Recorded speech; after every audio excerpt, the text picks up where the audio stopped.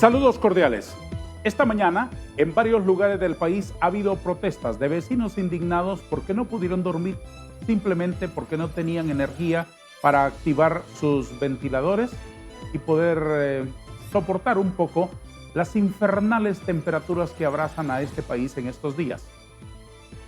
Además de ello, que podría ser visto como una anécdota, aunque no es un problema menor la calidad de vida de la gente, también hay empresas que han bajado su producción en virtud de la dificultad que tienen con recurrentes apagones todos los días. Además de eso, hay un perjuicio a la economía, a la industria, a la productividad de este país. Todo se deriva de la problemática que hace muchos años enfrenta la Empresa Nacional de Energía Eléctrica. Explicaciones van, explicaciones vienen, y hay controversias que a veces no pasan de un debate superficial, algunas veces político, algunas veces tendencioso y muchísimas veces, lamentablemente, improductivo. Hoy queremos abordar desde este medio de comunicación responsable y donde presumimos de tener el récord de amar a Honduras por sobre todas las cosas y demostrarlo todos los días con nuestras acciones. Hoy vamos a profundizar en la crisis de la Empresa Nacional de Energía Eléctrica. Vamos a escuchar qué es lo que están haciendo para resolver esa crisis y además vamos a recoger consejos de expertos para aportar sobre todas las cosas como producto útil de nuestro conversatorio de esta mañana, soluciones. Estoy honrado de recibir en nuestro foro la visita del gerente de regionales de la Empresa Nacional de Energía Eléctrica, ingeniero Nahum Portillo, y de contar también en este momento ya con nosotros en el estudio con la presencia del presidente del Colegio de Ingenieros Mecánicos, Electricistas, Químicos y Similares de Honduras, ingeniero don Mario Zelaya. Ingeniero Portillo, gracias por estar aquí con nosotros. Muchas gracias por la invitación, licenciado Darío, un placer. Le agradezco mucho su presencia. Ingeniero Zelaya, gracias por estar aquí. Muchas gracias por la invitación y esperamos poder aportar un poquito al debate. ¿He dicho correctamente lo del nombre del colegio? Es el Colegio de Ingenieros Mecánicos, Electricistas, Químicos y Ramas Afines. Ramas afines son como 47, ¿no? Son casi 50 títulos de ingeniería incorporados en el colegio. O sea que se ha enriquecido el colegio de una manera impresionante desde su fundación en los 80. Hay una diversidad de conocimientos y de experiencias que el colegio puede aportar. Estamos hablando de ingenieros ¿en qué?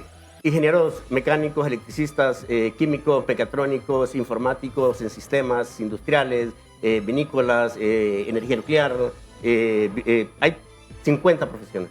¿Qué tal se distingue este miembro en el colegio, el que tiene usted aquí al lado?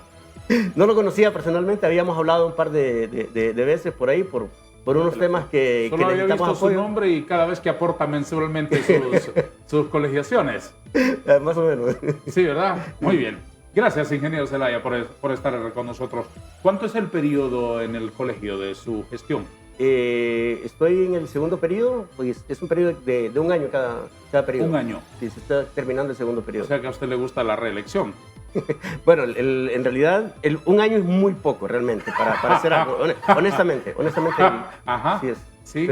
Entonces se reelige una vez. Se reelige una ¿Y vez. la ley permite más reelecciones? No. Entiendo que no. Solo una vez. Solo una vez. Muy bien. Ingeniero Portillo, antes de entrar en el asunto que nos trae hoy, explíquenos por favor, aunque sea así ligeramente, ¿en qué consisten los apéndices o los agregados a los 18 contratos que la ENE envió al Congreso?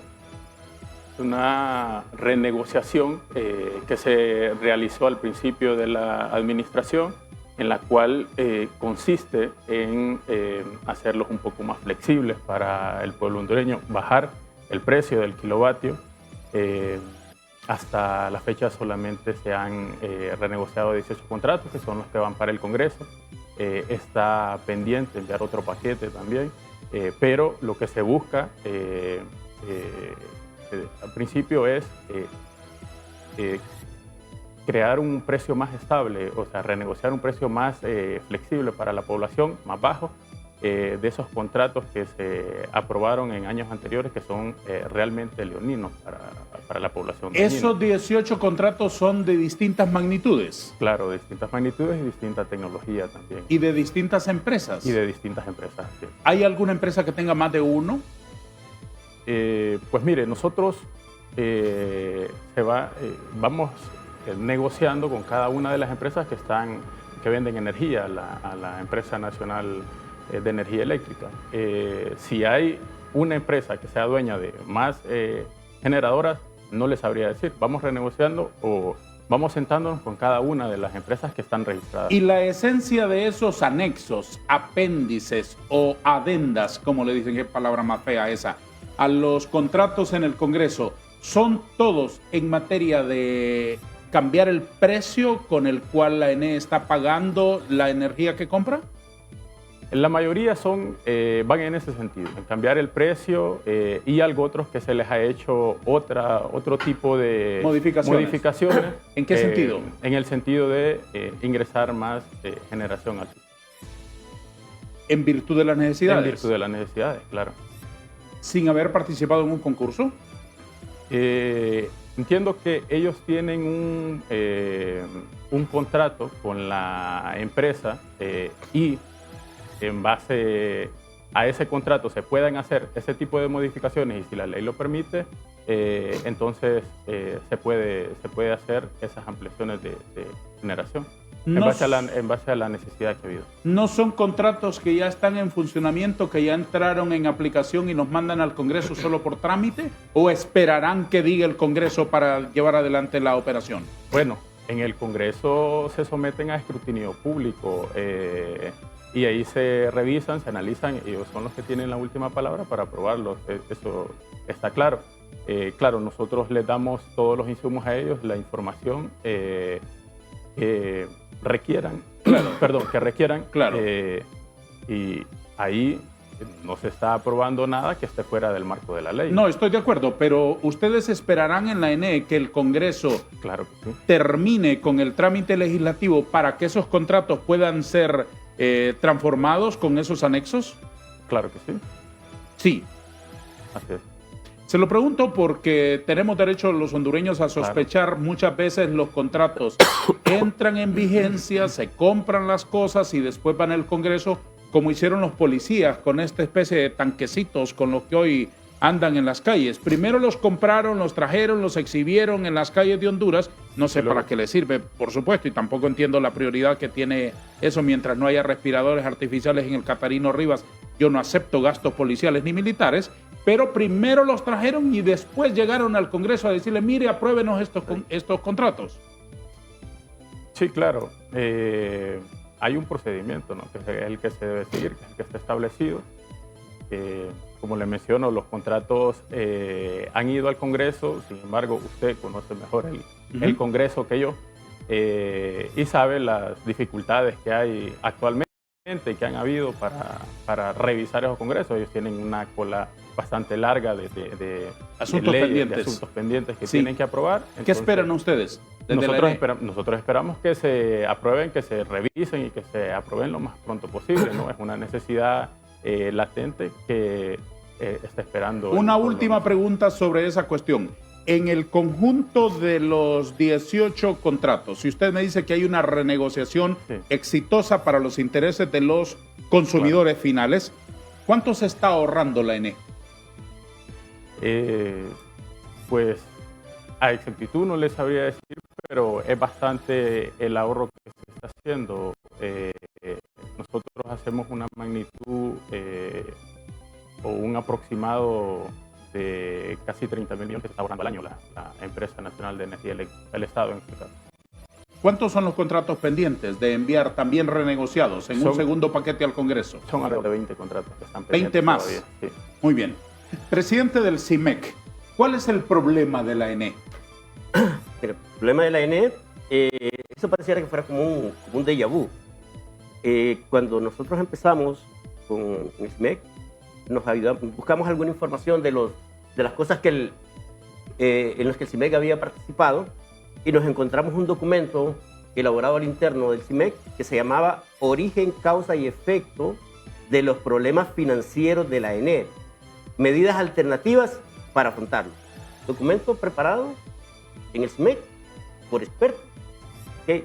Y decían, la ¿Cuál ENE, es la sustancia? 2014. ¿Cuál es la sustancia? La sustancia es que básicamente no se ha hecho nada durante muchos años, ¿verdad? En temas de inversión, en temas de planificación, en temas de nuevas licitaciones, ¿verdad? En temas de contratación de nueva generación, ¿verdad? Entonces, la demanda va creciendo. La demanda no espera a que la ENE tenga lista. Por la supuesto, generación. por supuesto. La demanda Al crece. contrario, ingeniero, las empresas nuestras, las empresas nacionales, el ejemplo de Hondutel es clamoroso, el ejemplo de otras, siempre van por detrás de la demanda. Siempre la demanda, el mercado, las exigencias van adelante y ellas van detrás como queriendo estar a la altura de esas exigencias. Lo mismo le pasó a la ENE seguramente. Lo mismo le pasó a la ENE y todavía peor, porque en la ENE, por ejemplo, el tema de las pérdidas ha ido aumentando. Las pérdidas es dinero que la ENE pierde por cada kilovatio que genera, ¿okay? Porque no puede recuperar ese dinero. O sea, recuerde que hay tarifas subsidiadas, ¿verdad? Hay tarifas subsidiadas y pérdidas de energía. ¿Okay? La ENE tiene un déficit en su flujo de caja. Y las deficiencias técnicas que provocaban esas pérdidas no se atendieron a tiempo. No, y se van agravando. Y se van agravando, claro, porque las líneas de transmisión se van volviendo obsoletas, ya no tienen la capacidad para poder transmitir la cantidad de energía que los centros de demanda requieren. Lo que son las ciudades, que son los pueblos. Entonces, ya no tienen las líneas de transmisión que construyeron hace 15, 20 años, ya no tienen esa capacidad. Eso tiene que ser ampliado, tiene que ser mejorado. Y ahorita, dentro de todo, pues se ve que hay inversiones, que hay decisiones. Pues, ojalá que lo estén haciendo dentro del marco de la ley. Gerente de regionales, ¿cuál es el problema de la ENE? Problemas del ENE, hay varios factores. Sí. Hay bastantes. Dentro de ellos, lo que acaba de mencionar el ingeniero, el tema de la planificación, no solamente también es un tema de planificación, sino de ejecución también. Sí. Porque probablemente la planificación se haya tenido, porque la planificación parte primero de la parte técnica de la empresa, ¿no? Pero la inversión, esa ya es una decisión que no la toman los técnicos, sino entonces que la planificación se queda en el papel y no se lleva al campo. Correcto. Entonces la planificación se toma en el papel, probablemente. Entonces, ese tema de planificación en tiempo y forma probablemente se haya hecho, pero las inversiones no han llegado a tiempo. Ese es uno de los problemas de los que ha habido. La situación que enfrenta actualmente el país en tema del sistema energético tiene que ver también con el tema de la sobrecarga que hay en esos equipos que mencionaba usted, que son las pérdidas técnicas. Esos equipos que están obsoletos, incluso hay algunos equipos que son más viejos que yo todavía. Tienen más de 30, sí, claro. No, ser más viejo que usted es muy fácil, hombre, si usted es un muchacho. Tienen más de 30 años. Estoy seguro que aquí menor que usted solo él. Entonces, ese ha sido otro factor que provoca mucha inestabilidad también en el sistema eléctrico. O sea del que país. es un asunto que se viene arrastrando hace mucho tiempo. Claro que sí. Pero no es justificación lo que se viene arrastrando. Nosotros llevamos en la administración un poco más de 2 años y claro, se han hecho todas las acciones que se han podido para mejorar. Sin embargo, para tener un sistema totalmente robusto, fortalecido en el país, se requiere mucho más tiempo, alrededor de 5 o 10 años de venir trabajando en este sistema para que cuando sucedan este tipo de cosas sea un sistema estable y de confianza en el país, un sistema eléctrico confiable. Y en los últimos tiempos se ha recrudecido el problema. ¿Por qué se han recrudecido los apagones?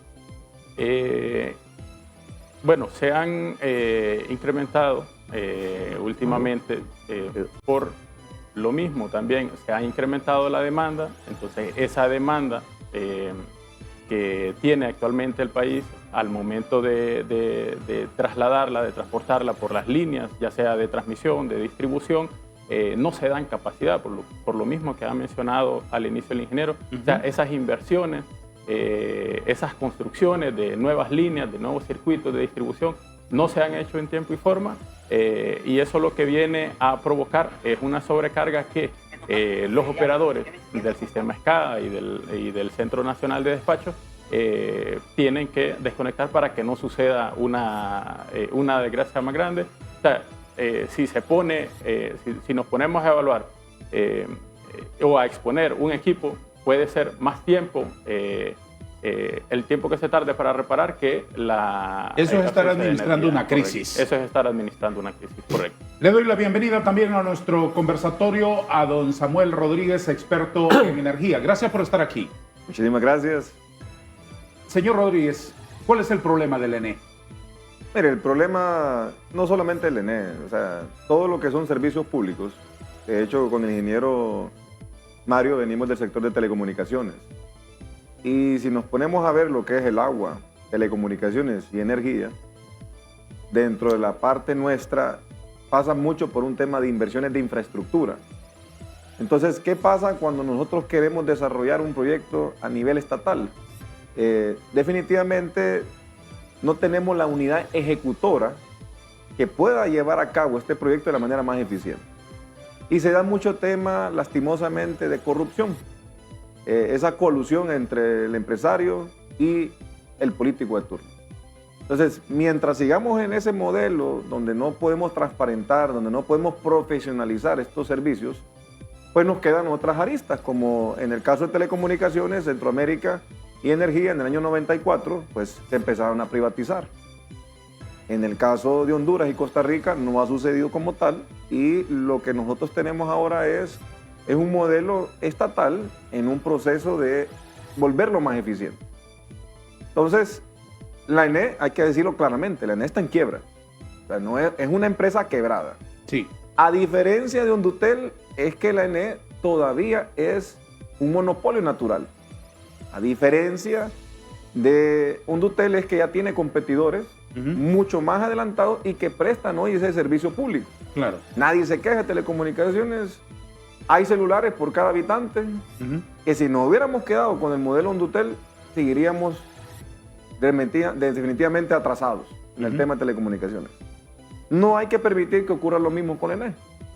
Nosotros que somos del sector de generador privado, realmente vemos que el ENE hay que rescatarla, porque hay inversiones públicas que el ENE las tiene que hacer, que son grandes. Un cajón, por ejemplo, para que lo haga un privado es muy difícil, por los fondos de inversión. Pero lo que necesitamos prácticamente es este nuevo personal que ha llegado al ENE, mucho más eficiente, más comprometido con la empresa, y eso usted lo ha visto. O sea, usted yo vine aquí por la INES y usted mira ya unas estructuras de postes llevando una línea de transmisión. Eso usted no lo miraba antes. Hay mucha gente que aquí creció y nunca miró una construcción de línea de transmisión, por ejemplo. En cuanto al tema de generación, hoy la generación se ha vuelto más diversificada. Ya inclusive estamos a las puertas de que entre el gas natural con este gobierno, y son cosas que realmente en estos 4 años de este periodo van a quedar cosas muy fructíferas. Y yo hablo por mi sector, que es energía, que hemos visto realmente más de 12.000 millones de lempiras que se han invertido. Y eso nos va a dejar a nosotros ya un legado. Ahora, ¿cuál es el problema? Que venga un nuevo gobierno y que le apueste a otro modelo de trabajo. Entonces, esa inconstante es la que nos tiene. 20 años han pasado desde el año donde estuvo el ingeniero civil Arriaga Yacamán como gerente del ENE. Luego pasaron otros 10 años, cuando llegó el periodo del presidente Zelaya, donde hubo una junta interventora y se bajaron las pérdidas. Y hasta ahorita, con este gobierno, hemos logrado ver otra vez la luz. Porque lastimosamente el contrato para reducir pérdidas del periodo pasado no funcionó. Entonces la ENE está en quiebra y la única manera de rescatarla es bajar esas pérdidas que tenemos del 38% a un porcentaje de un 10%, que es un valor competitivo. Por un punto porcentual, usted le ahorra al país 21 millones de dólares. Ya hablaremos de esos detalles. Necesitamos hacer una pausa. Les ofrezco un cafecito. ¿Les gusta Por un favor. cafecito? Y el dibujo ya. ¿Cómo lo prefiere? Ya no es dibujo. Yo venía por el dibujo. Un café le ofrezco. ¿Cómo lo prefiere? ¿Con azúcar, sin azúcar? Sin azúcar. Amargo como el olvido. Amargo como el olvido. Ya se lo serviré. Una pausa nada más muy breve.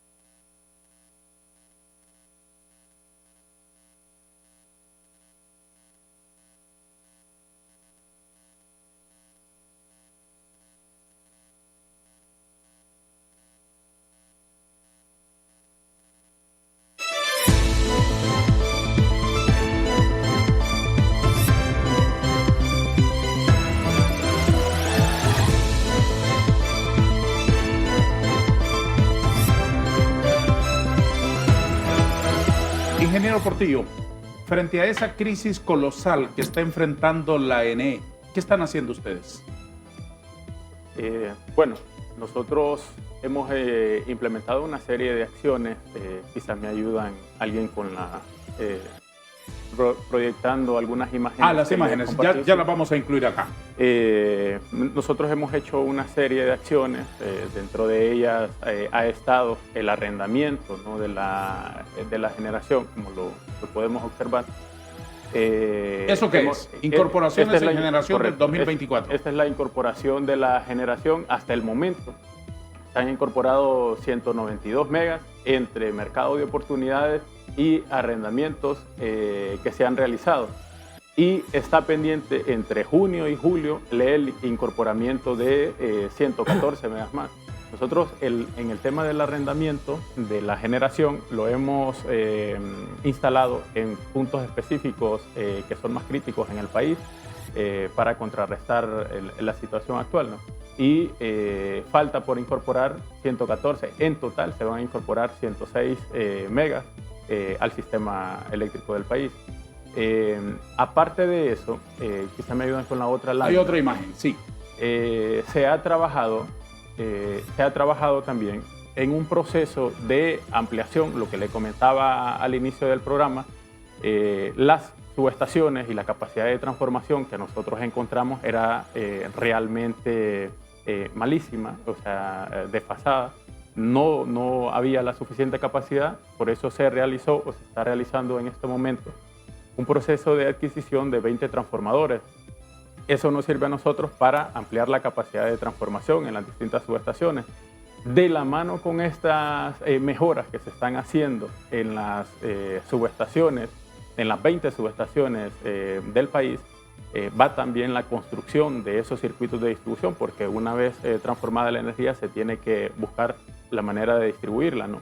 Era lo otro que le comentaba, que esos circuitos, por ejemplo, de distribución, se construyeron en aquel momento para cierta demanda que tenía la población, cierta capacidad, pero recordemos que la población ha ido creciendo y eso implica mayor demanda, lo cual algunos circuitos de distribución no se dan la capacidad para transportar esa energía. ¿Qué más? Entonces, eso es lo que se ha estado trabajando. La otra lámina contempla 14 circuitos que se están ejecutando en este momento, que son circuitos que se han estado construyendo en puntos específicos del país, que es donde tenemos la mayor deficiencia en los circuitos, que le mencionaba, a veces se tiene que desconectar porque no hay la capacidad para transportar esa energía. Estos son circuitos que se han estado construyendo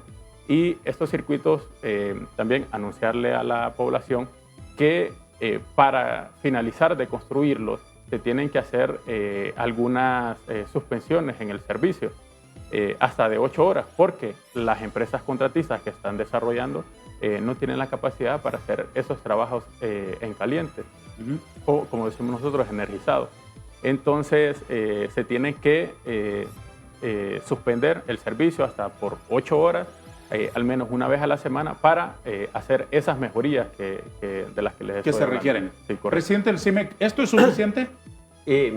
No, realmente no. Yo creo que esto es un buen inicio, ¿verdad? Es un buen inicio de comenzar las inversiones que por mucho tiempo tuvieron que haberse realizado. ¿Estas son inversiones propiamente de la ENE? ¿Sí? Estas son inversiones propiamente del ENE con fondos públicos y respondiendo, ahondando un poco más a la pregunta que le hacía el ingeniero, no es suficiente. Esto debió haberse hecho en el 2014, 2015, para no tener esta problemática. ¿De cuánto es un esta inversión de apagafuego. este momento? Aquí estamos hablando aproximadamente de 3.000 millones de lempiras, solamente en el tema de distribución. Continúe con su reflexión, ingeniero. Sí, esto es el inicio. Realmente no es suficiente. No es suficiente. Se tienen que terminar de mejorar las líneas de transmisión, repotenciar transformadores, mejorar las subestaciones, construir nuevas subestaciones, ¿verdad? En nuevos centros poblacionales que han ido creciendo, ¿verdad? Definitivamente aquí el tema de la planificación estratégica tiene que pasar de estar en un papel a hacerlo en el campo. La ENE el gobierno tiene que destinar los fondos para acompañarlos. Creo que es importante que haya un plan a largo plazo de qué es lo que se quiere hacer con la ENE y que no venga el próximo gobierno a querer parar lo que se estaba haciendo, porque aquí acostumbramos de que el gobierno que entra, si es de un color diferente, trata de echar al trasto de la basura y nunca dar crédito. Cada 4 años se inventa una Honduras distinta. Nunca aquí. dar crédito de algo bueno que se haya hecho. Todos los gobiernos hacen algo bueno. Tal vez hacen muchas cosas malas, pero creo que siempre terminan haciendo al menos una cosa buena, pero ningún gobierno, un partido, el siguiente periodo, lo va a reconocer, y mucho menos darle continuidad, sino que tratan más bien de ocultarlo. Y eso es una de las cosas que tiene en problemas al país. ¿Por qué? Porque nunca logramos salir adelante, nunca logramos avanzar. Claro. Por ejemplo, le voy a poner el caso. Costa Rica ya tienen ellos definido un plan estratégico al 2040, cuál es lo que pretenden que sea la matriz de generación, la composición de la matriz de generación. En el 2040 tienen una predicción y así ellos ya llevan programado cuáles son las licitaciones, cuándo van a hacer licitaciones, cuáles son las tecnologías de generación que piensan implementar. Acá yo no sé si se tendrá algo, bueno, recién acaban de anunciar una licitación para 1.500 megas, ¿verdad? Habría que ver si eso se los termina de aprobar la CRE con la metodología de subasta inversa, ¿verdad? Pero bueno, hay algo. Ojalá lo hagan, ojalá se logren contratos competitivos, ojalá sea totalmente transparente. Es la famosa licitación internacional que hemos estado esperando en los últimos años, ¿no? Claro. A eso se refiere. Bueno, esa es nueva. Realmente la licitación que se estaba esperando era de 450, que estaba anunciada para el 2020, 2021. Sí. Nunca se lanzó, ¿verdad? Ni el 21, ni el 22, ni el 23. O sea, esta se está anunciando para el 1500. Se está anunciando, esperaría que sea este año. ¿verdad? Y el plan, por lo menos como lo mostró el gerente de la ENE, es para que los primeros 800 megas, creo, que entren en el 2027, ¿verdad? Obviamente, ¿qué es lo que ocurre del 2024 al 2027? Exacto. Mientras tanto, sí. Porque no hay generación. O sea, de esos 1.500 megas que tienen proyectado el licitar, ¿verdad? Esperan que los primeros 800 entren en el 2027. Pero ¿qué pasa? De aquí del 2024 al 2027. Claro. Ok, ahí van a tener que hacer algunos procedimientos como los que hicieron hasta ahora, ¿verdad? Y bueno, habría que ver si después el siguiente gobierno le da continuidad a sus planes. Desde el sector privado, ¿cómo ven estas acciones que está emprendiendo la ENE en este momento y qué le agregarían ustedes para tratar de resolver integralmente la crisis? Okay, como sector privado, tanto nacional como internacional, lo que usted busca en el país es reglas claras, seguridad jurídica y el respeto de los contratos. ¿Encuentran eso en la ENE? Es que no es la ENE. La ENE, y esa es la parte importante, Darío, que hay que ponerlo en contexto. Desde el 2014, que se creó la Ley General de Industria Eléctrica, la ENE es un agente más de mercado. Igual como soy yo, que tenemos una empresa hidroeléctrica, que soy un agente generador, la ENE es un agente generador, es un agente distribuidor y es un agente transmisor. Verticalmente integrado, porque la ley mandaba a que se separaran las unidades de negocio. La ENE tiene un problema estructural. Es muy eficiente en generación con El Cajón, Cañaveral, Río Lindo, porque son plantas que se construyeron en tiempo y forma, ya están repagadas y son muy eficientes estas plantas. Gana plata con las plantas. En transmisión es muy eficiente también, porque la red de transmisión es de ellos completamente y también son socios de lo que es el CIEPAC, que es la red regional. Ok, ¿dónde tenemos el problema? En distribución. Porque en distribución es donde tenemos los 2 millones de abonados, en donde tenemos el robo de energía en total impunidad. Entonces, este agente de mercado distorsiona el mercado eléctrico nacional.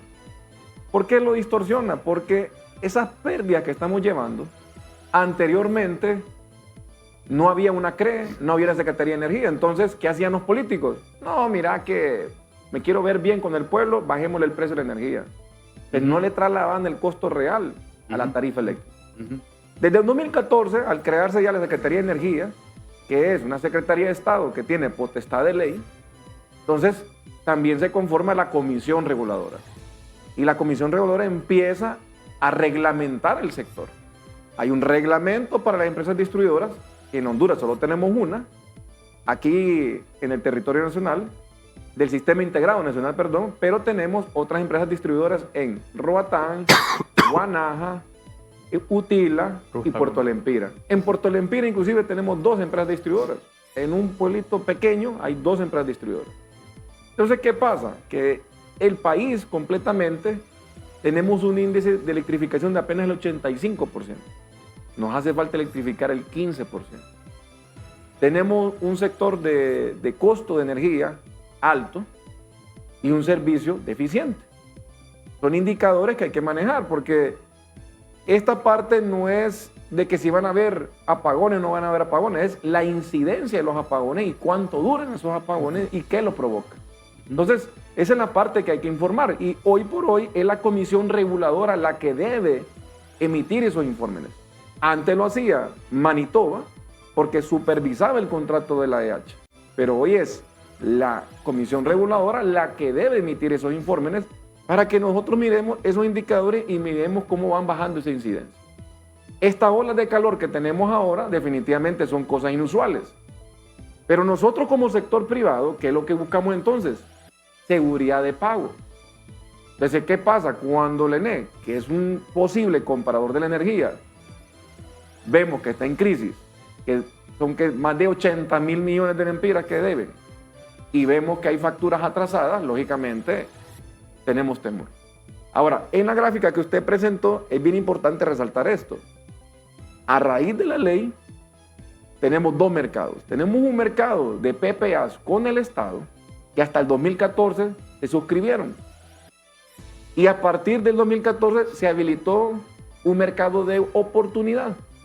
Es un mercado que funciona en base a una norma técnica.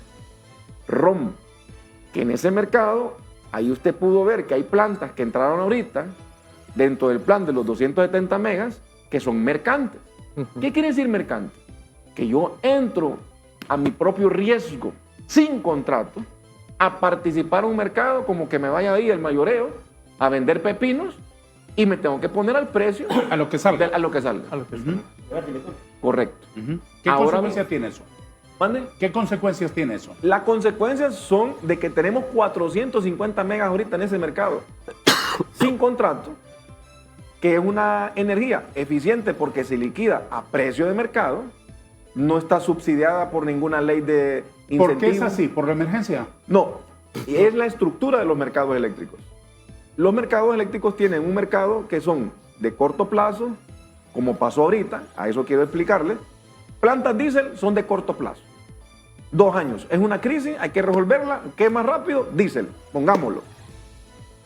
Inclusive diésel, usted tiene que pelearse a nivel regional, porque hay empresas que andan colocando diésel, pero dicen, ya tengo todo vendido. Lo vendí en el Caribe, lo vendí en México, lo vendí en Panamá, y lo que Honduras logre agarrar. Ahora, después vamos al mercado, como decía el ingeniero, de largo plazo. Y es eso que usted viene diciendo.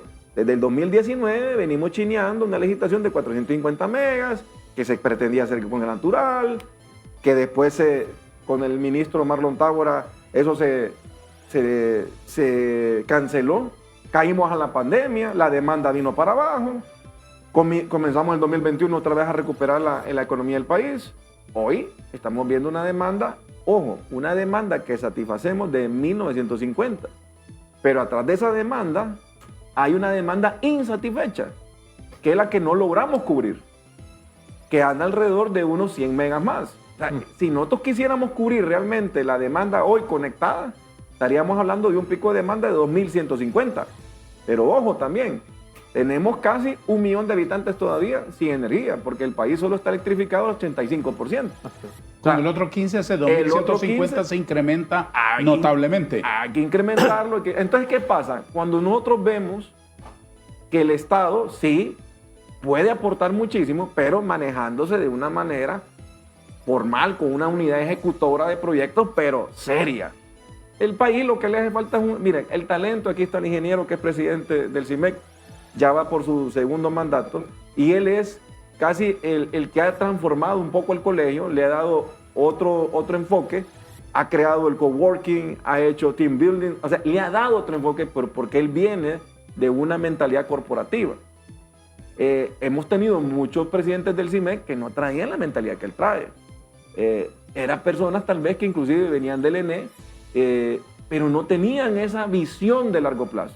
El ingeniero tiene maestría en INCAE, o sea, tiene un perfil alto y ese es el tipo de profesional que se ocupa que podamos diversificar su conocimiento. Entonces, el talento lo tenemos como hondureños. Lo que pasa es que no le estamos dando los espacios de oportunidad. Entonces, aquí debería crearse una secretaría precisamente solamente de unidad ejecutora de proyectos. El ejército tiene un batallón de construcción. Tenemos como Estado tenemos. Entonces, ¿qué pasa? Hay muchos temas de infraestructura que no lo desarrollamos porque tampoco es que todo lo queremos privatizar, porque tampoco es rentable. Aquí hay que hacer un mix, porque hay proyectos sociales que no le da a usted traer una empresa internacional. Porque no es un negocio rentable. No es un negocio. Por ejemplo, Llanitos y Catuyos, el Tablón. ¿Por qué ha estado parado todo este tiempo? Porque hemos querido como Estado impulsarlo, pero no va a funcionar así. Eso hay que buscar una figura de un modelo público-privado para que se pueda impulsar. Entonces, ¿qué pasa? Hay espacio para todos. Hay espacio inclusive para democratizar el sector. Hace 30 años comenzamos con el tema del sector de energía a nivel privado, hace 30 años. Hoy se ha democratizado. Hay cerca de 60 empresas generadoras, pero estamos para 300. O sea, estamos para dar un salto cuántico en que haya más empresas, en que en Lempira, en un municipio, se organice una cooperativa, hayan 200 personas y monten una planta solar. Se puede, claro que se puede. Eso es democratizar el sector. Entonces, lo que se tiene que buscar, lógicamente, es no satanizar lo privado, sí poner control, porque de ambos lados ha habido corrupción, tanto de lo público como de lo privado. Conocemos hoy cuál es la crisis del ENEA a profundidad. En nuestro espacio, también después de una pausa, vamos a conocer otras experiencias para iluminarnos sobre lo que ocurre en Honduras y plantear aquí soluciones a la estatal eléctrica. Eso será cuando retornemos después de un espacio aprovechado por nuestros patrocinadores.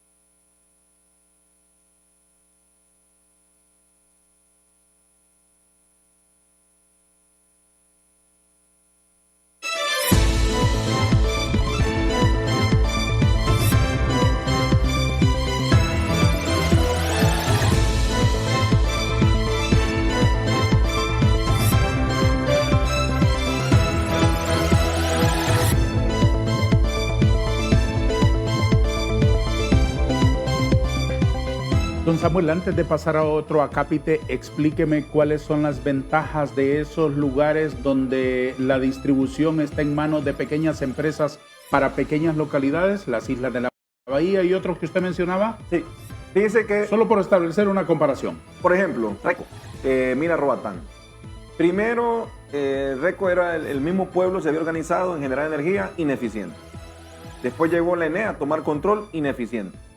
Después, lógico, ya vino una persona multimillonaria que tenía una isla ahí, Barbareta, e invirtió y desarrolló Reco. No, usted va, esta semana pasada se está inaugurando una planta de 25 megas con gas propano, porque la visión de Reco es volver la energía más eficiente.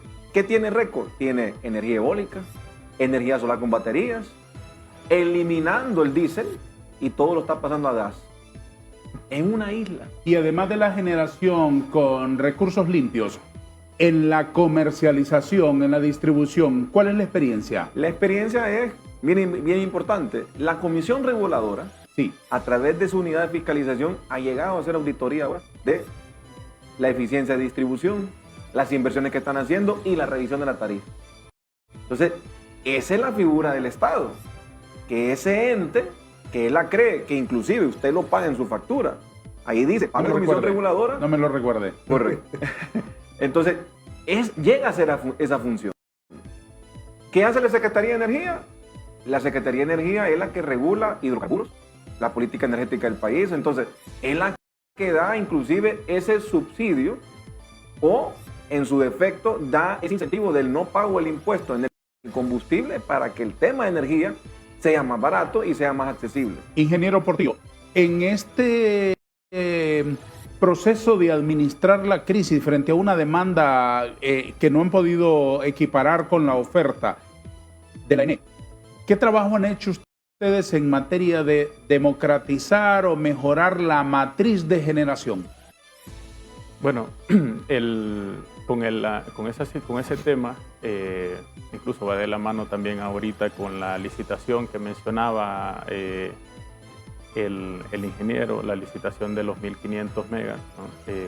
Esa es una licitación que ya se tienen listos los TDR, las bases de la licitación, y en ella se establece que se puede aplicar cualquier tipo de tecnología, entre ellas tecnología solar, tecnología renovable, siempre y cuando tenga un respaldo para el almacenamiento, ¿no? Y tener disponible las 24 horas del país.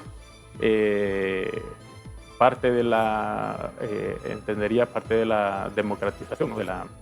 y de las inversiones que puedan venir del sector privado. Con los demás temas por ejemplo, de las inversiones público-privadas, pues bueno, yo he visto generalmente que son unas inversiones que muchas veces están mal vistas por el mal manejo que ha habido en administraciones anteriores, ¿no? Sin embargo, ahorita se ha trabajado o se está viendo la manera de poder implementar ese tipo de inversiones, ¿no? Público-privadas, para poder fortalecer así este sistema de generación. ¿La ENE no renuncia a público-privado?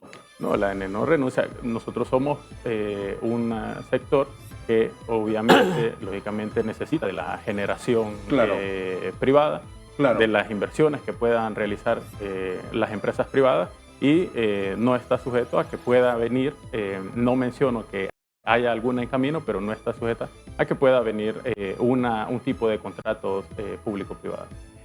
Quiero que conozcamos una experiencia interesante en Ecuador con el ingeniero Jorge Luis Hidalgo, gerente general de Green Power International. Ingeniero Hidalgo, es un gusto saludarlo. Gracias por atender nuestra comunicación para conversar unos minutos. Buenos días, un abrazo a TV Azteca de Honduras y en el programa Hablemos con Darío. Le agradezco su tiempo, ingeniero. Muy brevemente, ¿cuál es la experiencia que tienen ustedes en Ecuador en cuanto al manejo de la necesidad, al manejo del sistema eléctrico? Bueno, primero vale la pena decir que América Latina tiene el potencial de recursos y renovables, que lamentablemente no podido aprovechar, y esto para Ecuador, que tiene potencial tal vez de 10, 20 más de potencial hídrico para generación de hidroelectricidad, evidentemente tiene potencial eólico, de viento, estamos en la línea ecuatorial, tenemos un potencial solar muy bueno, y nos hemos visto con desafíos, primero climáticos, como es porque ha bajado un poco la intensidad total de agua y las lluvias. A partir de ahí, el Ecuador, que tenía más o menos un 96, 92, 94% de generación renovable, el año pasado bajó a 70% de generación de energías renovables, y eso hizo que la participación termoeléctrica sea más grande, pero nos quedamos cortos, y esto porque tenga incluso desafío de racionamiento. ¿Y cómo van a enfrentar ese déficit, ese desequilibrio en la matriz de generación que se produjo el año pasado? Bueno, primero, el Ecuador tiene un problema más complejo que otros países, porque acá subsidiamos enormes combustibles. Entonces, esto ha provocado desfase en cuanto a la capacidad de tener un buen mantenimiento y operaciones de las plantas, en este caso termoeléctricas, y de nueva generación. Esto ha pedido que el sector privado pueda participar de forma dentro del mercado. El Ecuador tiene una participación del mercado privado de más o menos un 8%, 10% nada más. y obviamente necesitamos que exista una mayor participación privada. ¿Qué necesitamos ahora, digamos, para cubrir este déficit? Básicamente estamos promoviendo que haya una mayor cantidad de generación ética. Una de las soluciones es natural.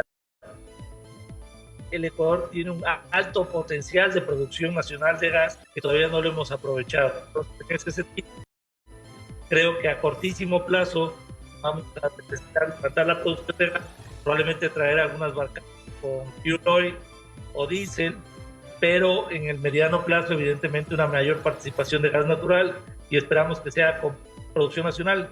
Evidentemente, tenemos un alto potencial. Y esa generación, me dice usted que llega apenas al 10% de lo privado. La generación privada. La participación privada en el mercado eléctrico llega al 10% nada más. Sí, menos, incluso 6-8%. ¿Y cuáles son las principales fuentes de generación de la globalidad? Bueno, Darío, nosotros somos predominantemente hidroeléctricos y tenemos aún un potencial enorme de hidroelectricidad. Entonces, en ese sentido, digamos, creo que el 90%, 80% de nuestra potencia viene a partir de la hidroelectricidad, y tenemos un backup de termoelectricidad que lo descuidamos justamente por esta participación de electricidad. Ingeniero Hidalgo, estoy muy agradecido con su tiempo. Le deseo muchos éxitos. Gracias por la gentileza de aportarnos esos datos a nuestro debate esta mañana. Abrazo, Darío. Siempre es un gusto y qué bueno estar en su programa. Que tengan un buenos días. Igualmente, ingeniero Jorge Luis Hidalgo, gerente general de Green Power International de Ecuador. Continuamos conociendo las experiencias de varios otros esquemas para conversar sobre los problemas del ENE y aportar soluciones. Ingeniero Rodríguez. Quería aportarle algo. Sí. De Ecuador nosotros hemos comprado transformadores. Ellos han ensamblado transformadores en Ecuador. O sea, hay una maquila que tienen ellos a nivel de fabricación de transformadores, Ecotrans se llama, y hemos comprado. Entonces, Ecuador, pues, igual que Honduras, pudiéramos hacer lo mismo. Todo es un tema de buscar esa voluntad de que no nos volvamos tan cómodos en esa zona de confort. Y hay mucho por hacer con la ENE, bastante, tanto lo público como lo privado, pero hay que dejar esa zona de confort, de solo ir a buscar un contrato con garantía soberana y quedarse cómodo. No, hay que competir, hay que trabajar. Usted decía en su intervención anterior una cosa importante, por ejemplo, esencial para una empresa de estas magnitudes, una unidad ejecutora de proyectos. La ENE la tuvo en algún momento, la tiene ahora. ¿Cuál es la situación? Esa es una herramienta fundamental para ustedes. Claro que sí. La ENE en su momento tuvo una unidad de construcción, incluso de este tipo de proyectos, más que todo relacionados con el tema de la distribución. Construían circuitos de distribución, pero lo que mencionábamos al inicio, ¿no? Vienen gobiernos quizás con otra mentalidad, donde a lo mejor no les favorece ver que la empresa pública está haciendo las cosas bien, está trabajando, y lo que hicieron fue eliminar esa unidad de construcción. Lo voy a comentar y quizá el ingeniero Samuel tenga conocimiento, me dé la razón aquí. La ENE en los últimos años no ha construido o no había construido un circuito de distribución. ¿Sabe cuál era la modalidad? Y no los había construido no porque no los necesitara, sino que la modalidad, sino porque se eliminó esa unidad de construcción, y la modalidad que adoptó la parte de distribución fue una construcción por parte de los privados, a tal grado que se estandarizó un manual que se llama Manual de Reconocimiento de Inversiones de Privados. Hasta la fecha ellos construyeron alrededor de unos 10 circuitos entre los años del 2010 al 2018, y todavía se está tratando de devolver, de reconocer esa inversión que hicieron esos privados. Esa fue la modalidad que adoptó. ¿Qué es tratar de reconocer la inversión? Reconocer la inversión es que los privados construyen esos circuitos Ajá. y la ENE les reconoce esa inversión en el pago de la energía. O sea, Entonces eso está en el aire todavía. No, al contrario. no, Te voy a se han contar. ido, se ha avanzado. Como le digo, todavía faltan algunos que se construyeron en los últimos años, 2020, 2021. Entonces, eso todavía faltan hacerles unas últimas revisiones. Pero lo ideal es que la ENE lo asuma. Por eso le menciono ahorita, de los 14 de los circuitos que le acabo de mencionar, de las inversiones que se están haciendo, se han construido y se están construyendo alrededor de 14 circuitos ahorita en este momento y se está trabajando para construir el resto, que son alrededor de 68 circuitos más que están pendientes de construir, que nosotros estamos pendientes de recibir los materiales para la construcción de estos circuitos. Claro, para hacerlos nosotros con nuestros propios fondos y no tener que tener ese proceso de andar reconociendo las inversiones o pedirle al sector privado que nos la haga. Nosotros tenemos que tener la capacidad de poder construir y abastecer la energía que necesita el sector privado. ¿Qué opina, presidente? Bueno, esto es una forma de eficientar los procesos realmente. Yo entiendo que cuando decidieron sacar esas unidades ejecutoras era porque se tuvo que haber hecho algún análisis y llegaron a la conclusión de que manejarlo dentro de la ENE no era lo más eficiente, no era lo más rentable, no era lo más económico. ¿O había otros intereses? O había otros. O sea, claro, que existe esa posibilidad también. También, Claro, también claro. está esa posibilidad, ¿verdad? Pero creo que es conocido que desafortunadamente, y bueno, a algunas personas no les gusta que esto se diga, que el gobierno no es eficiente manejando los temas. Hay que saberlo, decir, hay que reconocerlo y buscar la forma de mejorar esos temas. Si se quieren regresar los temas al gobierno, tienen que asegurarse de que las cosas funcionen, que sean Así es. eficientes, que sean mejores, Así que es. sean rentables, Así o sea, en beneficio del país. O sea, Claro, aquí claro. todos somos hondureños. A ninguno de nosotros nos interesa que a la ENE le vaya mal. Claro. O sea, a ninguno. Por Yo creo supuesto. que este tema, este debate es sano, es correcto, porque todos estamos preocupados. O sea, la ENE, el tema de las pérdidas de la ENE es el agujero negro en las finanzas del país. Llegó a significar hasta el 52% del déficit fiscal. Y va a seguir aumentando. Y va a seguir aumentando, o sea, honestamente, va a seguir aumentando. No se avisora que eso mejore. Ujú. No se avisora que eso mejore. O sea, pasó de EH al el Plan Nacional de Reducción de Pérdidas. O sea, se le ha dado a esta unidad de la ENE todas las herramientas, todos los mecanismos, todas las facilidades. ¿Y ha funcionado? Hasta donde yo sé. No. O sea, seguramente alguien dirá que sí, pero uno ve los números y... Desde los privados, No. ¿qué dicen? Ok, mire, usted tiene que manejar lo siguiente. Cada proyecto nuevo que usted quiera hacer tiene que darle 3 años. ¿Por qué? Porque entre lo que usted hace un proceso de diseñar lo que va a hacer, hace un proceso de presupuestación, hace un proceso de licitación, adjudicación, Sí. y eso que si se adjudica, porque también se puede declarar desierta. Claro. Hay un proceso de firma de contrato. Hasta 3 el años. punto de inicio. Correcto. El punto ¿Qué de vista. sucede? El Plan Nacional de Reducción de Pérdidas, tampoco podemos pensar de que vamos a ver resultados inmediatos. Venimos de una transición de estar pagando un contrato con la EH que se había firmado por 15 millones de dólares. Ese era el contrato que estaba firmado por 7 años. 15 millones de dólares, un cargo mensual. Y que le obligaba precisamente a eso, a reducir las pérdidas. A eso vamos. Casi que el contrato era, dame este contrato, yo reduzco pérdida y prácticamente el contrato se va a pagar del ahorro por la reducción de pérdidas. Y voy a invertir también 350 millones de dólares para también hacer que el plan funcione. Muy bien, pero ¿qué pasa? No funcionó. A eso vamos. No hay ningún plan que no funcione si usted no va a invertir. Las pérdidas, para que usted pueda recuperar pérdidas, tiene que invertir plata. Invertir en medidores, invertir en nueva tecnología, Correcto.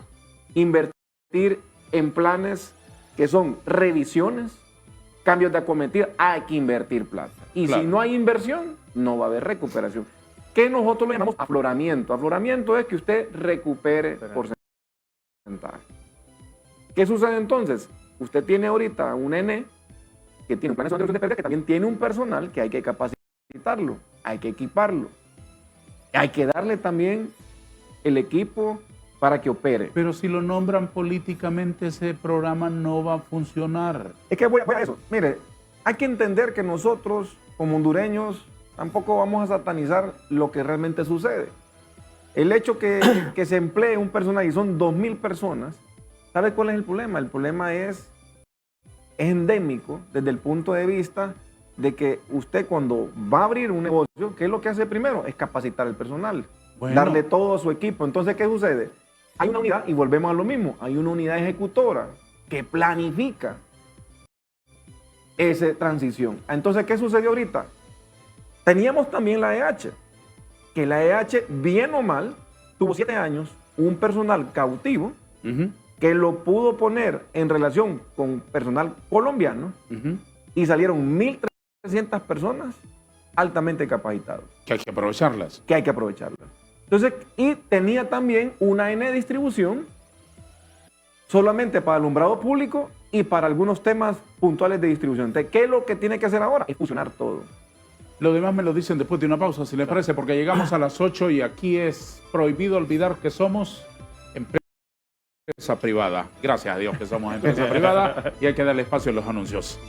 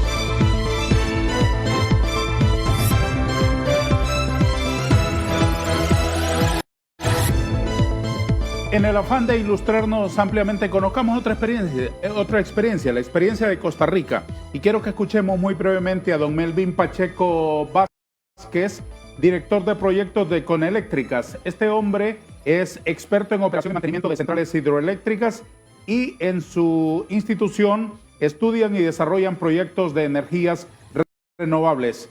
Ingeniero Pacheco, es un gusto saludarlo esta mañana. Muy buenos días, don Darío. Es un gran placer para mí participar en su programa y por supuesto para hablar con ellos. ¿Cuál es la experiencia de Costa Rica y particularmente de la participación de los privados? Bueno, en Costa Rica la participación de los privados se divide en diferentes partes. Por ejemplo, inversión privada directamente relacionado solo con generación. Costa Rica tiene una participación de un 30% de la máxima demanda, y conforme la máxima demanda va incrementando, por supuesto también incrementa el rango de participación de los privados. Posterior a eso está también la participación de las distribuidoras, 8 empresas distribuidoras, o en realidad 6, que podrían tener generación propia, y si bien son empresas públicas o privadas, se califica como inversión diferente a lo que sería el Instituto Costarricense de Electricidad en cuanto a eso. Y en esa participación rondamos como distribuidoras aproximadamente un 18 o 20%. ¿En qué etapas participan los privados? ¿En generación, en comercialización, en distribución? ¿En cuáles etapas están presentes? No, señor. Acá en Costa Rica lo que es inversión privada solamente en generación. Posterior a eso, podrían haber, bueno, podrían no, hay 4 empresas cooperativas, 4 cooperativas de electrificación rural, y su derecho es privado, pero brindan un servicio público en distribución, y ellas sí participan en generación como tal. Y en el pastel de la generación, ¿de qué fuentes están tomando? ¿Cuáles están explotando ahora mismo? Bueno, en Costa Rica, de la matriz de generación instalada, el 60% corresponde a hidroelectricidad, un 12% en geotermia, un 12% en eólico. También se tiene biomasa y fotovoltaico, pero en muy pequeña cantidad ambas cosas. Ingeniero Pacheco, ¿de cuánto es la demanda nacional que enfrentan? Ok, actualmente, a registros de ayer, son 1.800 megas, muy cercano a la potencia, a la demanda máxima que tiene Honduras como país. ¿Y en qué porcentaje crece esa demanda, por ejemplo, en un periodo de 1 año, 2 años? No sé cómo lo miden ustedes. Correcto. Bueno, hay diferentes mediciones, por supuesto, y creo que es un comportamiento natural en todo Centroamérica. Por ejemplo, en el primer trimestre del 2024, si lo referenciamos con el primer trimestre del 2023, la demanda eléctrica subió un 8%.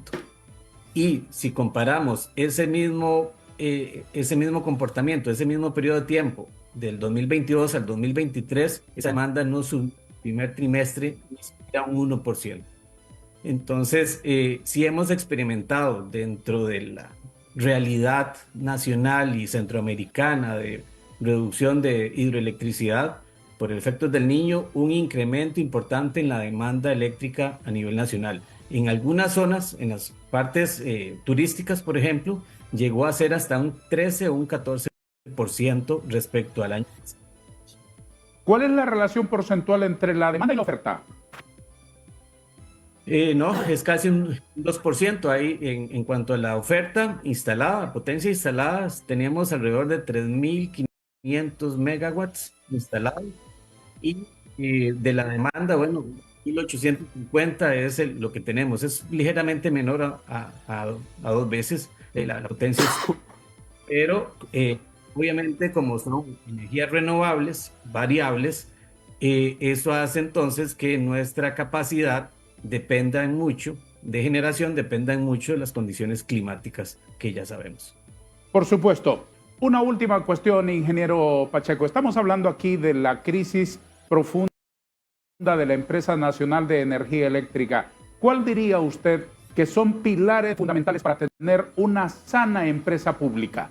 3 o 4 cosas que son así como el ABC para cumplirlos a rajatabla y tener éxito y no tener empresas deficitarias que se convierten al fin de cuentas en un problema recurrente para los contribuyentes. Bueno, tal vez hablo desde mi experiencia y por supuesto de la experiencia de la empresa pública costarricense, el Instituto Costarricense de Electricidad, que es muy similar en estructura a lo que sería la ANE. Entonces, bueno, de acá hemos visto un impacto importante en las políticas públicas sobre la presupuestación. Por ejemplo, entonces, hace 4 o 5 años se aprobó una ley de fortalecimiento de las finanzas públicas que limita bastante lo que es la capacidad de inversión de la empresa pública como tal. Y Posteriormente, entendemos que es sano, pero acá en Costa Rica también los procesos de licitación, que por ahí un participante decía, no, ojalá fuesen 3 años acá en Costa Rica para adjudicar un proyecto. Eso es mucho más tiempo desde el inicio, la planificación del proyecto hasta la adjudicación como tal. Y por supuesto, a nivel de cualquier empresa, el recurso humano es valioso, la capacidad de planificación, la capacidad de que los mandos medios asuman su responsabilidad en cuanto a la toma de decisiones y se despolitice las decisiones, hace que la empresa funcione más como una empresa privada y no tanto como una empresa pública donde la política hay. No digo que esté mal la política, digo que algunas decisiones son meramente técnicas y no necesariamente políticas pensando en un periodo presidencial siguiente o demás. Eso creo que sería lo más importante en cuanto a el ABC de Melvin Pacheco. Sí, en este por caso. supuesto. Gracias, ingeniero Pacheco. Ha sido muy gentil usted por compartirnos su experiencia. Le deseo muchísimos Pregúntele éxitos. por las tarifas. Aquí quiero preguntarle al ingeniero Rodríguez sobre algo. Ingeniero, Sí, ingeniero señor. Melvin, mucho gusto. Le quería preguntar por de las tarifas. ¿Cómo están segmentadas en Costa Rica? Residencial, comercial, industrial. ¿Qué precio tiene más o menos indexado al dólar? Sí, señor. Efectivamente, tal cual usted lo indica, así es. Incluso en industrial hay dos tipos de tarifa, digamos, industrial de bajo consumo, medio consumo y industrial de muy electrointensivo. A nivel residencial, podríamos decir que el precio promedio para residencial debería estar rondando entre 0.2 y 0.25 dólares el kilowatt hora. No, en residencial no hay una tarifa de potencia, solamente energía, tal cual, ¿verdad? No hay servicios adicionales o auxiliares que se cobren en la tarifa, todo va al precio promedio en kilowatt. En la tarifa comercial sube significativamente y podríamos pensar que está rondando entre casi 0.3 dólares el kilowatt acá en Costa Rica. ¿Quiere comentar algo sobre esas tarifas en relación con lo que vivimos aquí? Sí, es que estamos muy... Esa es la parte importante, ¿verdad? Que nosotros tenemos conceptualizado Costa Rica, que es un país que está más desarrollado, el nivel de vida es mayor y por ende las tarifas andan un poco más altas. Nosotros en la tarifa residencial andamos similares, pero en la tarifa, y eso es lo que quiero comentarle, en la tarifa ya industrial estamos más bajos. Entonces, de todavía inclusive al sector industrial se le subsidia un poco ese costo de la tarifa en Honduras, porque nosotros andamos aquí alrededor de los 17 centavos. Entonces, ¿qué es cargo por demanda y cargo por energía? Con los dos valores. Claro. Entonces, y a eso súmele el 38% de pérdidas. ¿Qué pasaría si nosotros realmente le cobráramos la energía como debe ser? Sí. Entonces, esa es la distorsión que tenemos ahorita. Por supuesto. Gracias, ingeniero Pacheco. Ya con ese comentario que ha dejado aquí el ingeniero Rodríguez, asumimos obviamente que como consecuencia lógica, al final de mes usted cobra más que lo que cobramos todos los que estamos aquí en este edificio. Fácilmente. No lo creo, señores. Esa realidad se aplique también a los salarios. Matemática simple. Gracias, ingeniero Pacheco Vázquez. Muy gentil. Un gusto participar en su programa y estamos a la orden. Igualmente, muchísimas gracias. Vamos a utilizar el siguiente segmento, que será el último de nuestro conversatorio esta mañana, para proponer soluciones. Y para que usted, ingeniero Portillo, nos comente un poco las reglas generales de la licitación que el ENE va a poner en público en este año. Necesitamos conocer algunos detalles, por favor, sobre ello. ¿Le parece? Sí, claro. Ahorita. Vamos a la pausa y después hablamos. El último anuncio comercial de nuestro espacio.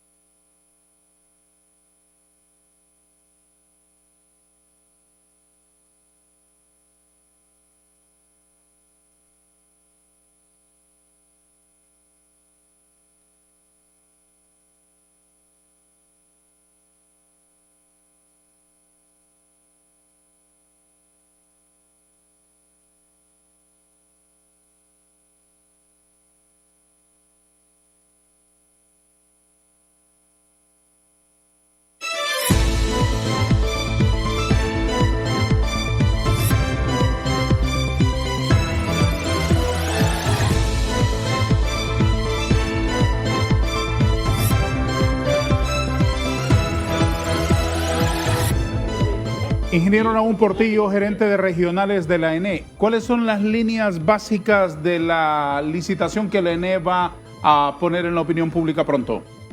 La licitación, nosotros tenemos pensado lanzarla a mediados del próximo mes.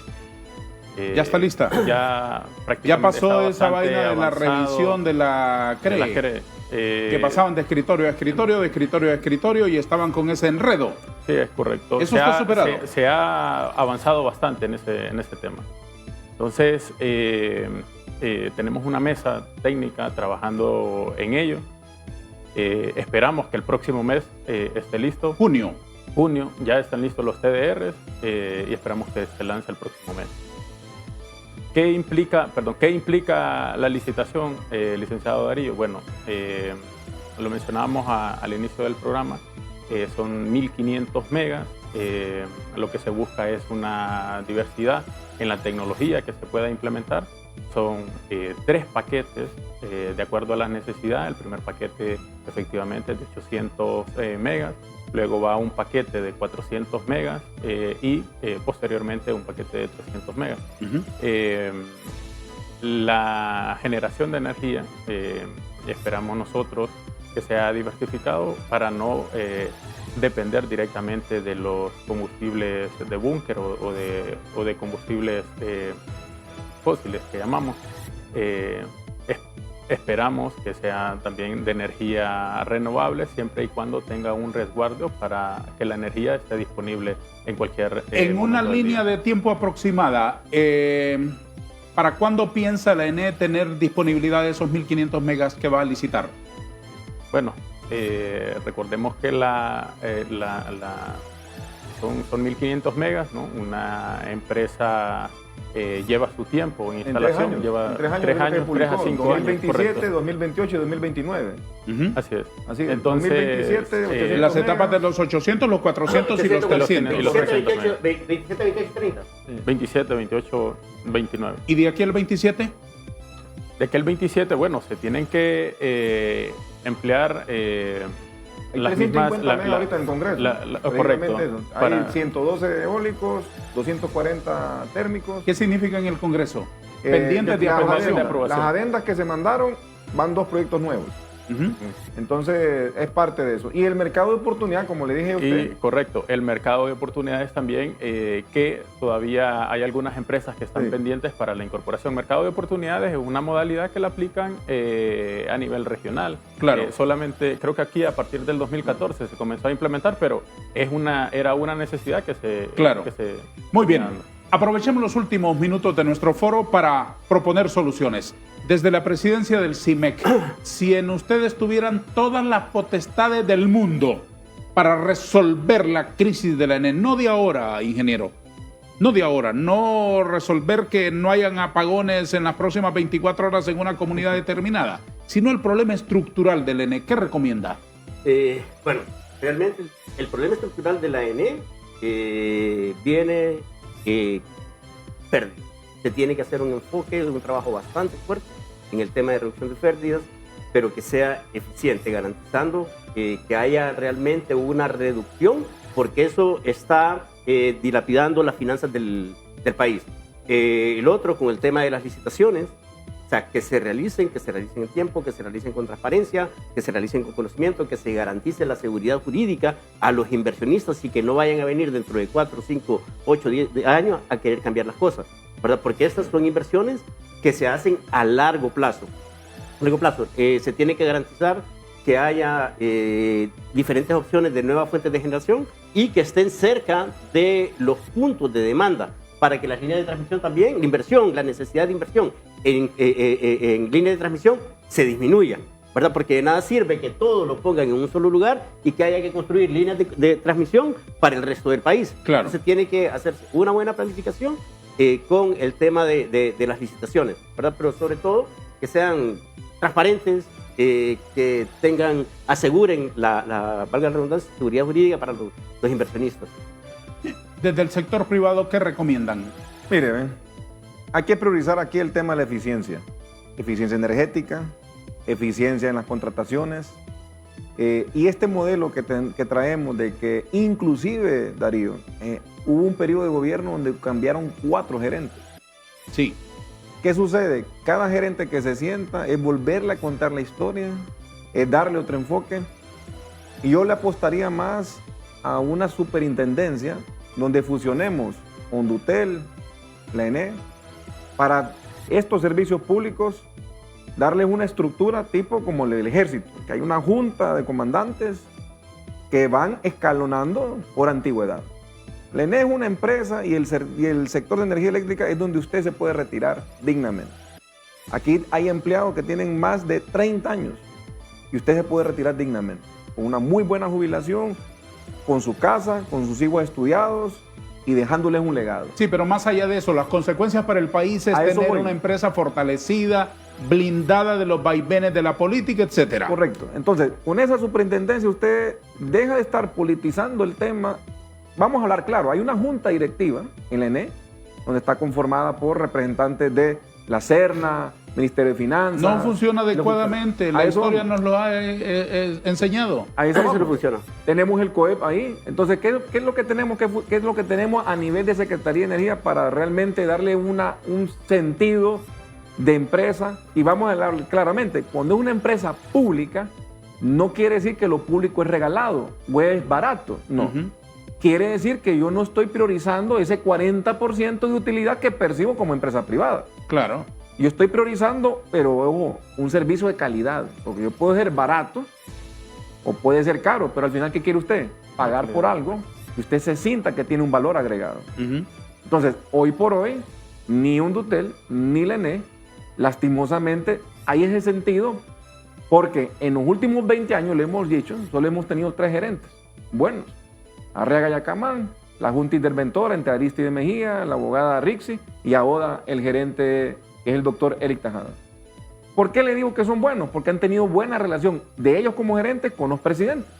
Y eso ha permitido que haya una buena atracción de ellos a tomar decisiones. Porque este es un tema de tomar decisiones. Ahora, ¿cómo vamos a hacerlo?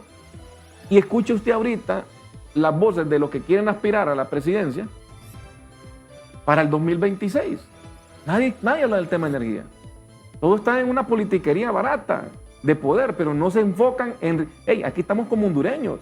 Si yo no resuelvo mi casa, yo no quiero mirar de mi país. Yo aquí miro oportunidades, yo vivo mi sueño hondureño. El ingeniero aquí está de testigo. El ingeniero fue jefe mío. Yo vengo a telecomunicaciones. Hoy que estemos aquí sentados, créame que para mí es un orgullo, porque él fue jefe mío. ¿Qué tal eres como subalterno? No, hombre, me despidió. No, hombre. No, hombre, no, mire que yo tuve un problema allá en San ¿Por qué lo Pedro. despidió? Póngale como Por que el cachureco. ingeniero, póngale que el Por ingeniero. cachureco lo despidió. Oye, escuche, ponga que el ingeniero era encargado de una zona y dejó sin luz. A mí me pasó eso. Yo dejé sin telecomunicaciones Ajá. toda la zona norte y Ajá. tocaba tomar manos. Estaban en Hondutel, Sí, no, estábamos en la empresa privada. en la empresa privada. Ajá. Y tocaba tomar decisiones. Ajá, y entonces Ahora, lo despidió. y yo tuve que pagar mi error. ¿Y por tomar decisiones fue que lo despidieron? Claro. O sea, pero le estoy diciendo que Yo fue una necesito falla. su versión. No, no, Yo no. necesito la versión No, de lo él. que le quiero decir yo es que hubo una falla, yo era el responsable y tomó. Lo que le quiero decir es que la vida es bonita en ese sentido, porque si a usted un error lo hace volverse una persona resentida, después de eso tuvimos la oportunidad de volver a trabajar juntos en otro proyecto, ahí no fue mejor. Y vino la reconciliación. No, es que él siempre me tomó en cuenta, porque es un error. Lo que le quiero decir yo es Claro. que al final del día, usted lo que prioriza es que tiene que tomar decisiones, no porque sea su amigo, no porque lo conozca, sino que usted tiene una empresa y hay que hay que rendir cuentas. Por Él supuesto. tuvo como gerente rendir cuentas. Por supuesto. No iba a haber una falla y que no hubiera nadie ahí que pagara por esa falla. Ujú. Y ahora, a lo que llevo yo es, eso es una empresa, que hay que Claro. tomar decisiones. Claro. Ahora, ¿qué tal que hubiéramos hecho lo contrario? Que Sí. hubiéramos estado en los privados, no Exacto. nos hubieran permitido Ujú. que los amigos, conocidos, estuviéramos ahí sin hacer nada y la empresa gastando y el servicio malo. Eso no funciona. Entonces, esa parte, se lo digo, hay que darle la oportunidad. Yo le puedo decir que la ENE se ha mantenido porque también hay un compromiso de gente antigua. Hay gente que trae raíces. Y esa gente sí ha mantenido esa hegemonía de la empresa. Y se lo digo con esto, si no, prácticamente la ENE hubiera quedado en bancarrota. Hay empleados que inclusive compraban llantas. De su dinero le dan mantenimiento a los carros. Ese es el tipo de empleado que tiene el ENE. Ahora, ¿qué pasa? La ENE tiene que rescatar a ese empleado, Por supuesto. ¿ok? Y lo que han llegado como manzanas podridas, separarlos. Ingeniero Portillo, conclusiones. Si hago lo que empleó el ingeniero, me quedo sin personal. Pero Darío, compañeros, pueblo hondureño, ese es un tema que se está trabajando, lleva bastante planificación, se está trabajando en la mayoría de soluciones que se les puede dar. Hemos estado trabajando con un equipo, como lo mencionaba el ingeniero Samuel, con personas expertas, ¿no? El hecho de que venga yo no quiere decir que todos son empleados, no, son personal bastante capacitado que tiene la empresa, en el cual se está trabajando, se están tomando las mejores decisiones gracias a que desde el gobierno se impulsa un rescate de la estatal, ¿no? En eso es que se está trabajando.